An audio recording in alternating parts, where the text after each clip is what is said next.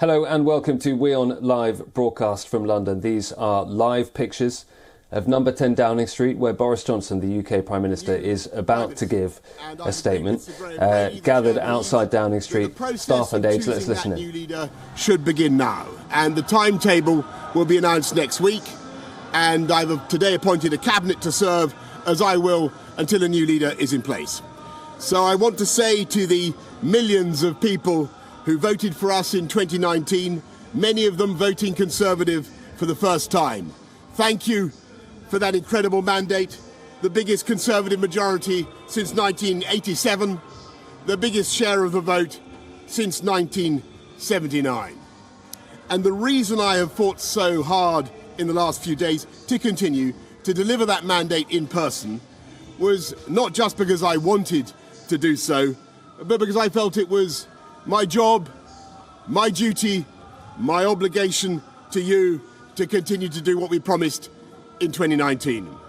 And of course, I'm immensely proud of the achievements of this government, from getting Brexit done to settling our relations with the continent for over half a century, reclaiming the power for this country to make its own laws in Parliament, getting us all through the pandemic, delivering the fastest vaccine rollout in Europe, the fastest exit from lockdown, and in the last few months, leading the West in standing up to Putin's aggression in Ukraine. And let me say now to the people of Ukraine that I know that we in the UK will continue to back your fight for freedom for as long as it takes. And at the same time, in this country, we've been pushing forward a vast programme of investment in infrastructure and skills and technology, the biggest in a century, because if I have one insight into human beings, it is that genius and talent and enthusiasm and imagination are evenly distributed throughout the population, but opportunity is not. And that's why we must keep levelling up, keep unleashing the potential of every part of the United Kingdom. And if we can do that in this country, we will be the most prosperous in Europe. And in the last few days, I've tried to persuade my colleagues that it would be eccentric to change governments when we're delivering so much, and when we have such a vast mandate, and when we're actually only a handful of points behind in the polls, even in mid-term after quite a few months of pretty relentless sledging, and when the economic scene is so difficult domestically and internationally. And I regret not to have been successful in those arguments, and of course it's painful not to be able to see through so many ideas and projects myself. But as we've seen at Westminster, the herd instinct is powerful. When the herd moves, it moves. And my friends, in politics, no one is remotely indispensable. And our brilliant and Darwinian system will produce another leader equally committed to taking this country forward through tough times, not just helping families to get through it, but changing and improving the way we do things, cutting burdens on businesses and families, and yes, cutting taxes, because that is the way to generate the growth and the income we need to pay for great public services. And to that new leader, I say, whoever he or she may be, I say I will give you as much support as I can. And to you, the British public, I know that there will be many people who are relieved, and perhaps quite a few who will also be disappointed. And I want you to know how sad I am to be giving up the best job in the world. But them's the breaks. I want to thank Carrie and our children and all members of my family who have had to put up with so much for so long. I want to thank the peerless British civil service for all the help and support that you have given our police, our emergency services, and of course our fantastic NHS, who at critical moment helped to extend my own period in office, as well as our armed services and our agencies that are so admired around the world, and our indefatigable Conservative Party members and supporters, whose selfless campaigning makes our democracy possible. I want to thank the wonderful staff here at Chequers, here at number 10, and of course at Chequers, and our fantastic prop force detectives the one group, by the way, who never leak. Above all, I want to thank you, the British public, for the immense privilege that you have given me. And I want you to know that from now on until the new Prime Minister is in place, your interests will be served and the government of the country will be carried on. Being Prime Minister is an education in itself. I've travelled to every part of the United Kingdom, and in addition to the beauty of our natural world, I found so many people possessed of such boundless British originality and so willing to tackle old problems in new ways that I know that even if things can sometimes seem dark now, our future together is golden. Thank you all very much. Thank you.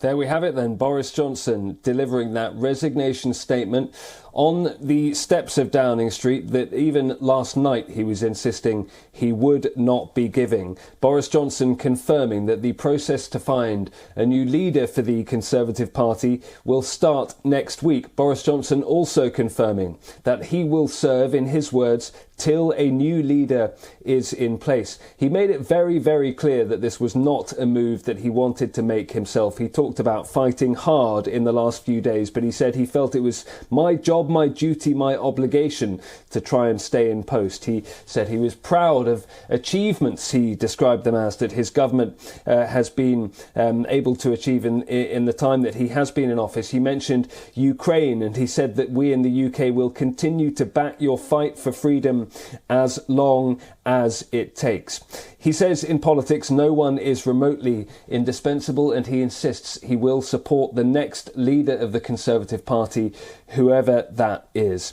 So a momentous speech by Boris Johnson on the steps on the street outside Downing Street, as I say. We will go now to Freddie Gray, Deputy Editor of The Spectator, who joins me now live from London. Freddie, your first thoughts about those words that we heard from Boris Johnson, because we understand there was quite a lot of discussion behind the scenes about exactly what he'd say.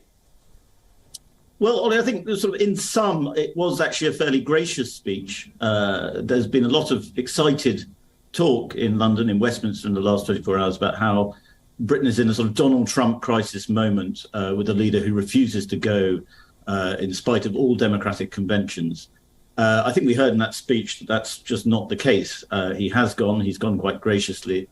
And we don't know the exact time frame. But it looks as though it'll be pretty quick because he's handing it over to the 1922 committee. And given the sort of lack of a functioning government at the moment, they will be keen to put in place a new leader quite soon. And Freddie, you mentioned that idea of a functioning government. The eyebrows were raised about the fact that he was appointing government ministers before he'd even resigned, that the cabinet reshuffle was taking place before he'd given that statement outside Downing Street. Well, what do you make of those figures that are moving into some of those cabinet roles that had been vacated? Well, I think it's quite an interesting dynamic, and it shows that Boris Johnson still believes he has the public mandate. And of course, in sort of strictly democratic terms, he does. So therefore, he still believes it's the administration has to carry on. So I think he wants to stamp his imprint on it and put in place people he thinks will carry on his agenda. And I mean, it's been said a lot that this government hasn't actually done much. I think in its defense, and I think it's made huge mistakes and been very chaotic in many ways, in its defense, it has done quite a lot. And you do have to consider that it was in charge during the COVID crisis, which was crippling for many governments. And it didn't really cope terribly well under that strain, but I'm not sure anybody else could have done. So in spite of that, there has been large investments in infrastructure. I think the Boris Johnson's Conservatism didn't have a very clear economic agenda, and that's something that you'll see a lot of the new intake, the new breed, trying to emphasize that they want to go back to conservative economics. You mentioned that word agenda, Freddie. How much of Boris Johnson's agenda will he be allowed to pursue in this interim period? I presume there have been discussions about that behind the scenes and some kind of agreement worked out about what legislation he can continue with and what he can't? Well, he stressed the levelling up agenda, which is really an attempt to sort of redistribute wealth, power and influence across Britain. It's generally felt in government that that agenda has not been pursued successfully, that it hasn't been working. But also the Tories, and they'll know this, they have to pursue it to a certain extent because in 2019 they won a majority promising that Brexit would do that Brexit would take some of the power away from London, some of the economic strength away from London and give it to areas that have been suffering economically. And that's why they won over a lot of Labour voters, former Labour voters in the north. And they have to keep those Labour voters if they are to remain in power. So you'll see an attempt at the levelling up agenda. It might be rebranded as something else. We mentioned Labour voters. What does the Labour Party do with this? I mean, there will be some in Labour who will be sad, in a sense, to see Boris Johnson going. Well, I think so. He's become such a sort of fun figure of hate for so long.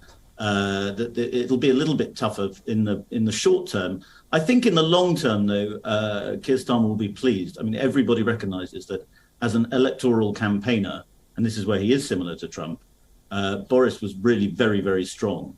And so I think they'd rather face anybody else. And looking at the crop of possible contenders, I think the Labour front bench will feel rather pleased that they won't have to be facing Boris Johnson at the next general election.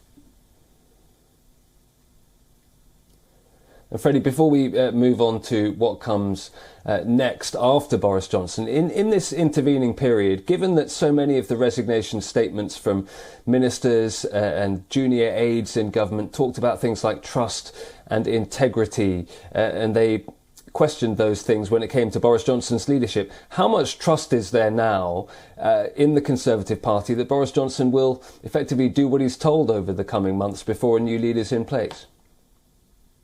I think there will be a fair amount of trust. I think the public has never been quite as distrustful of Boris Johnson as, if you like, the political class has been.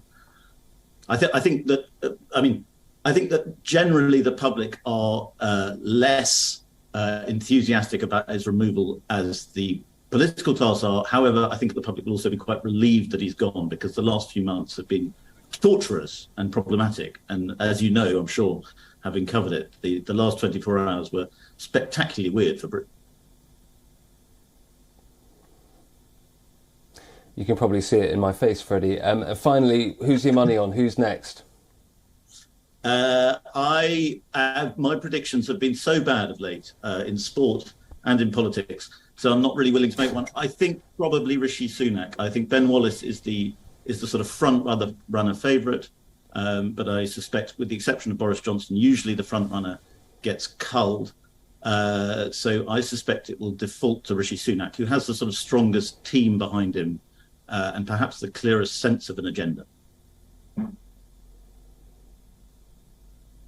Freddie, thank you. That's Freddie Gray, Deputy Editor of The Spectator. Well, Boris Johnson has delivered his resignation statement outside Downing Street. Let's listen in again to exactly what he said. Good afternoon. Thank you. It is clearly now the will of the Parliamentary Conservative Party that there should be a new leader of that party and therefore a new Prime Minister. And I've agreed with Sir Graham Brady, the chairman of our backbench MPs, that the process of choosing that new leader should begin now. And the timetable will be announced next week. And I've today appointed a cabinet to serve, as I will, until a new leader is in place. Well, Boris Johnson, therefore, stepping aside because he was forced to in the end by his cabinet and other members of his government. His political journey has been somewhat unique. Let's take a look back at how Boris Johnson got to this point. Prime Minister, how's your week going? Terrific, like many others. It was a challenging week, to say the least, for the British Prime Minister. What started as claims of lying against Number 10 concluded with an end to Johnson's premiership. Boris Johnson joined the Conservative Party as a candidate in 1997. He lost his first political bid to the opposition Labour Party, but stood for the parliament again in 2001, this time winning the bid in the Henley-on-Thames constituency. In the next 6 years, Johnson regularly appeared on the telly, made some controversial comments, had to apologise for a few as well, but led on with his political journey. Johnson was elected the Mayor of London in 2007, winning a tight race against the Labour Party led by Gordon Brown. He later served as the Foreign Secretary under Theresa May. I have to say that the Foreign Secretary is doing an absolutely excellent job. He is, in short, an FFS, a fine Foreign Secretary. Johnson's tenure as the Foreign Secretary also came with controversies. He found himself in a spot often, given the blunt statements made. I use phrases and language that have caused offence. Of course, I'm sorry for the offence that I have caused, but I will continue to speak as directly as I can. In 2019, Boris Johnson was elected leader of the Conservative Party. Jeremy Hunt, 46,656. Boris Johnson, 92,153. And therefore I give notice that Boris Johnson is elected as the leader of the Conservative and Unionist Party. And appointed the Prime Minister of the United Kingdom the next day. I have just been to see Her Majesty the Queen, who has invited me to form a government, and I have accepted. The first thing Johnson did on assuming charge was reopening of the Brexit negotiations, a poll promise that he made.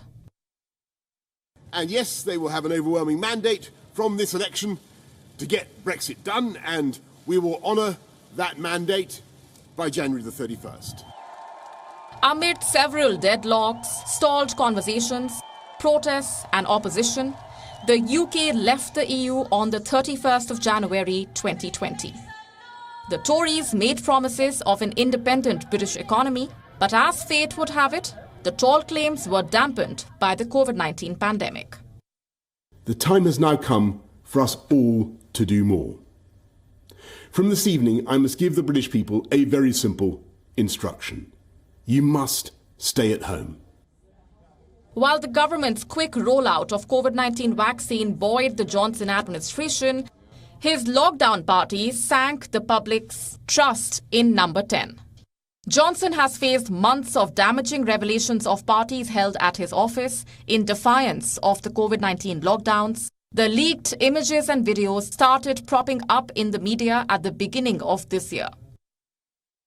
There was a brief gathering in the Cabinet room shortly after 2 p.m, lasting for less than 10 minutes, during which people I work with kindly passed on their good wishes. And I have to say, in all frankness, at that time, it did not occur to me that this might have been a breach of the rules.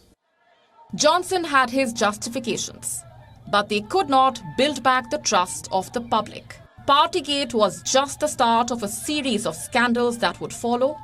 2 Tory MPs were forced to quit from their seats following sexual misconduct claims. The party failed to save the seat in a by-poll held last month. The final nail in the coffin was the Pincher scandal. The former Tory whip stepped down following claims of sexual misconduct. Chris Pincher had a history of such inappropriate behaviour, which was conveniently ignored by Johnson while electing Pincher as the party whip. The Tory government fell like a pack of cards. Those who have resigned say that the government has lost integrity, that there needs to be some accountability, and that Johnson cannot let his personal political ambitions override his duty as the Prime Minister. Now, with history as witness, Johnson has a tainted political legacy and no office to hold on to. Bureau Report, WION World is One.